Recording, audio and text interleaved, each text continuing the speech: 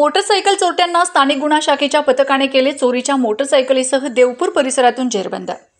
धुळे जिल्ह्यात गेल्या काही दिवसापासून होत असलेल्या मोटरसायकल चोऱ्यांचे सूत्र धरून स्थानिक गुन्हे शाखेने एका मोठ्या कारवाईत 2 आरोपींना अटक करून 20 चोरीच्या मोटरसायकली जप्त केल्या आहेत। ही कारवाई स्थानिक गुन्हे शाखेचे पोलीस निरीक्षक श्रीराम पवार यांच्या पथकाने केली आहे।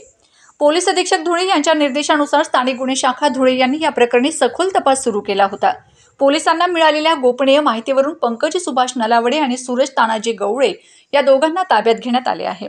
सखोल चौकशी केल्यानंतर दोघांनी मोटरसायकल चोरी केल्याची कबुली दिली आहे। ते मास्टर चाबीचा वापर करून तोंडाला मास्क लावून स्वतःची ओळख लपवून स्वामीनारायण मंदिर परिसर, देवपूर स्टेडियम, गरुड कॉम्प्लेक्स व ग्रामीण भागातील विविध ठिकाणाहून मोटरसायकल चोरत असत। चोरी केलेल्या मोटरसायकल नंतर विक्री करण्यासाठी राहत्या घरी व पांझरा नदी किनारी नकाने रोड परिसरात काटेरी झुडपात लपवून ठेवलेल्या होत्या।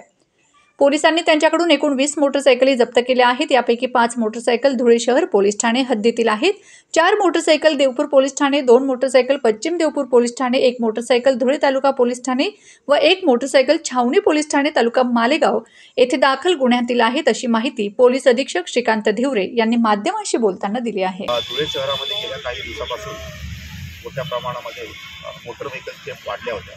त्या अनुषंगाने एनसीबीच्या संपूर्ण टीमला आपण एक टार्गेट दिलं होतं। श्रीराम पवार आणि त्यांच्या संपूर्ण टीमने एक धुळे शहरमध्ये गुन्हा नंबर 262/23 हा दाखल झाला होता। त्या अनुषंगाने आपण 2 आरोपींना ताब्यात घेतला असता। त्यांचे नाव आहेत पंकज सुभाष नलावडे, हा राहणार आहे देवपूर, आणि सूरज तानाजी गवळे, साईबाबा नगर देवपूर। या दोघांना ताब्यात घेतला असता त्यांच्या इकडनं आपण 20 मोटरसायकल आज हस्तगत केलेल्या आहेत। त्याच्यामध्ये एकूण 13 जे आहेत त्याच्यामध्ये गुन्हा दाखल आहे।